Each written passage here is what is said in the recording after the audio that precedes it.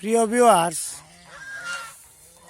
শখের রাজা শেখ আমারের পক্ষ থেকে যারা দেশে এবং বিদেশে কাছে এবং দূরে থেকে আমার ভিডিওগুলি প্রতিনিয়ত দেখেন, তাদের প্রতি রইল প্রীতি ও শুভেচ্ছা।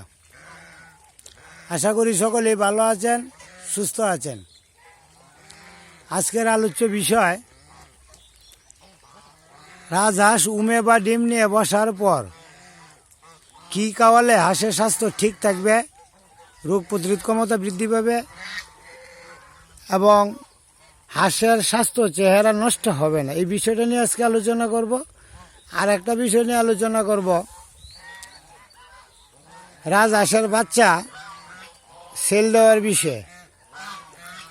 কেন আমি সকলের মন জুগিয়ে বাচ্চা দিতে পারতেছি না, আমার সেই ব্যর্থতা এবং অযোগ্যতা যেটাই বলেন বা অপারগতা, এটা আমি আজকে শেয়ার করব আপনাদের সাথে। যাই হোক প্রিয় ভিউয়ার্স, আমার চ্যানেলটি যারা সাবস্ক্রাইব করেন নাই, তারা নিত্য নতুন ভিডিও পাইতে আমার চ্যানেলটি সাবস্ক্রাইব করে আমার চ্যানেলটির পাশে থাকার জন্য বিনীত অনুরোধ রইল। যাই হোক প্রিয় ভিউয়ার্স, আমি আমার ব্যক্তিগত মতামত উপস্থাপন করছি। আপনাদের কারোর সাথে মিলতেও পারে, নাও মিলতে পারে। আর আপনারা আমার মতো এই কাজগুলি করবেন সেটাও আমি বলি না, বা করেন না সেটা আমি নাও করি না, আপনাদের ব্যক্তিগত মতামত। তবে আমি যে বিষয়গুলি করি সেই বিষয়গুলো আমি আপনাদের সাথে শেয়ার করব। যদি ভালো লাগে, পছন্দনীয় হয়, তাহলে আপনারা তৈরি করতে পারেন। প্রথমত বিষয়টা হচ্ছে, আমি উমে বসানোর পর প্রথম দিন আমি হাঁস ছেড়ে দেই সকল হাঁসের সাথেই।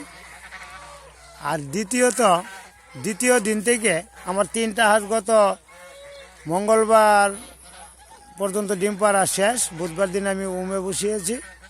বুধবার দিন আমি সাধারণ হাঁসের সাথে ছেড়ে দিয়েছি হাওরে। বিকেলবেলা অর্থাৎ 4টা সাড়ে 4টার পরে গিয়ে উমে বসছে। বসার পরে আমি ডেকে রেখেছি কাঁচা দিয়ে, যাতে অন্য হাঁসগুলিকে বিরক্ত করতে না পারে। সন্ধ্যা 7টা সাড়ে 7টায় কারেন্টের বাল্ব জ্বালিয়ে দিয়েছি। দেওয়ার পরে আমি 2 হাতা বাদ দিয়েছি প্রত্যেকটাকে, অর্থাৎ 3 থেকে 6 হাতা বাদ দিয়েছি। ভাত খাওয়ার পর হাঁসের স্বাস্থ্য চেহারা ভালো থাকবে। উমে বসানোর পর দানাদার খাদ্য না দেওয়াটাই সবচেয়ে ভালো, কারণ মল ত্যাগ করতে অনেক কঠিন হয়, কষ্ট হয়। তরল খাবার বা নরম খাবার দিবেন। নরম খাবার দেওয়ার পর খুবই ভালো হবে। আর ওই খাবারটা দিতে হবে পর্যাপ্ত পরিমাণে, তার যাতে পেটে ক্ষুধা না থাকে এবং পেট ভর্তি থাকে। যদি হয় তাহলে সবচেয়ে ভালো হবে। আর একটা বিষয় হচ্ছে, আপনি সবুজ ঘাসও ভাতের সাথে মিশিয়ে দিতে পারেন, আমি দিয়ে থাকি। যদি সবুজ ঘাস না খাইতে চান বা না দিতে চান, তাহলে কচুরি বানার পাতা, কিছু পাতা কুচি কুচি করে বলে, বা কপি, ফুলকপি না, বাঁধাকপি, যেটা বাঁধাকপি এনে বাঁধাকপি কিছু অংশ, 4 ভাগের 1 অংশ কুচি কুচি করে কেটে ভাতের সাথে মিশিয়ে আপনি দিতে পারেন। এতে করে সবুজ ঘাসের চাহিদাটা মিটে যাবে। ভাত খাওয়ার পর স্বাস্থ্য চেহারা সুন্দর থাকবে, স্বাস্থ্য ভাঙবে না, নষ্ট হবে না। আর কফি দেন, সবুজ ঘাসই দেন, যদি খাওয়ান তাহলে রোগ প্রতিরোধ ক্ষমতা বৃদ্ধি পাবে। এটা হলো সবচেয়ে বড় উপকারিতার বিষয়।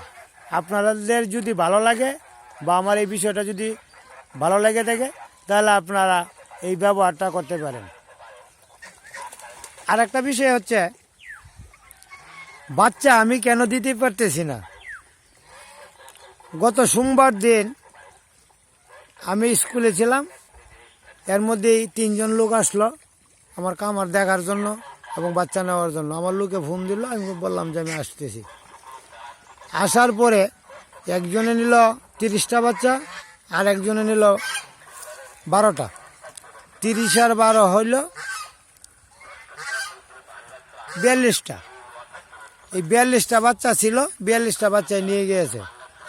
আমার অর্ডারকৃত বাচ্চা ছিল এইখানে আরও 25টা, একজনে নেওয়ার কথা ছিল, আমি বলেও ছিলাম। ওনাকে বাচ্চা দিতে পারে নাই, উনি খুব রাগ হয়েছে। রাগ হওয়ার কথাই, একজনকে কথা দিয়ে যদি না রাখতে পারি তাহলে সমস্যা। এখন যারা আসছে তারা কিন্তু জোরপূর্বক অর্থাৎ মনের একটা দাবি জানিয়েই নিয়ে গেছেন। জোর বলতে খুব জোরে নেয় নাই, টাকা দিয়েই নিয়ে গেছেন, কিন্তু একটা আন্তরিকতার সহিত আমার দিতে হয়েছে। তাদেরকে বাচ্চা দেওয়ার কোনো সিরিয়াল ছিল না বা কথাও ছিল না, কিন্তু খামারে আইসা ওনারা আমার উপর একটা জোর দাবি জানায় এই নিয়ে গেছেন। এখন তো কিচ্ছু করার নাই।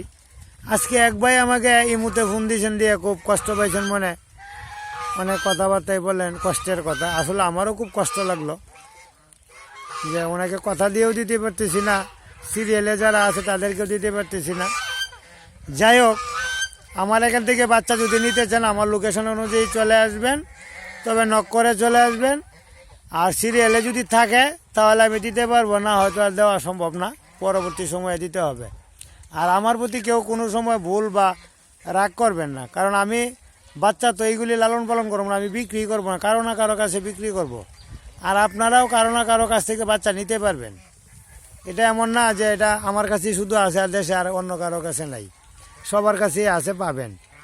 তবে খামার থেকে নিতে যায় সবাই ভ্যাকসিনযুক্ত থাকে, ভ্যাকসিন দেওয়ার কারণে বাচ্চাটা একটা নিরাপত্তা থাকে, রোগ প্রতিরোধ ক্ষমতা নিয়ে কোনো চিন্তা বা টেনশন করতে হয় না, মৃত্যু নিয়েও বেশি একটা চিন্তা করতে হয় না। যাই হোক, পরবর্তী যে বাচ্চা আসবে আরও বোধহয় 20 থেকে 25 দিন সময় লাগবে। 20 থেকে 25 দিন পরে আমি আপনাদেরকে বাচ্চা দিতে পারবো। আর এর আগে হয়তো বা বাচ্চা আসবে না, আর দেওয়াও সম্ভব হবে না। যেগুলি ছিল এইগুলি একদম নিয়ে গেছে। আর দ্বিতীয় ধাপের অর্থাৎ প্রথম ডিমটা আমি সংগ্রহ করব, দ্বিতীয় ডিম সংগ্রহ করার জন্য বেশ কয়েকজন বলছেন সাদা হাঁস নেওয়ার জন্য। যদি এমন কোনো গ্রাহক বা ইচ্ছুক থাকেন তাহলে আমার সাথে যোগাযোগ করবেন, সাদা হাঁস নিয়ে দ্বিতীয়বার ডিম পাড়াতে পারবেন। এই মেসেজটাও আমি আপনাদেরকে আমার ভিডিওর মাধ্যমে দিয়ে দিলাম। যদি নিতে ইচ্ছুক থাকেন তাহলে আপনারা নিতে পারেন। আর আজকে হাঁসগুলি চিত্র ভালো হবে না, কারণ কচুরিপানার ফুল আর আমার হাঁসের চেহারা মোটামুটি একই রকম দেখা যায়।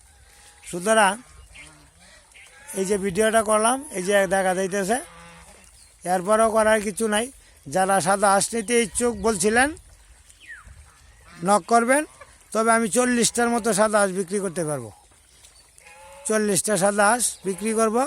দ্বিতীয়বার ডিম পাবেন, প্রথমবার ডিম দিবে না, আমার এইখানেই দিতেছে। দ্বিতীয়বারে ডিম পাওয়ার জন্য আপনি নিতে পারেন। যাই হোক প্রিয় ভিউয়ার্স, যারা আমার চ্যানেলটি সাবস্ক্রাইব করেন নাই, সাবস্ক্রাইব করে নিত্য নতুন ভিডিও পেতে আমার চ্যানেলটির পাশে থাকবেন। আমার খামারের জন্য, আমার হাঁসগুলির জন্য এবং আমার জন্য দোয়া করবেন। সকলেই ভালো থাকবেন, সুস্থ থাকবেন। ধন্যবাদ সবাইকে।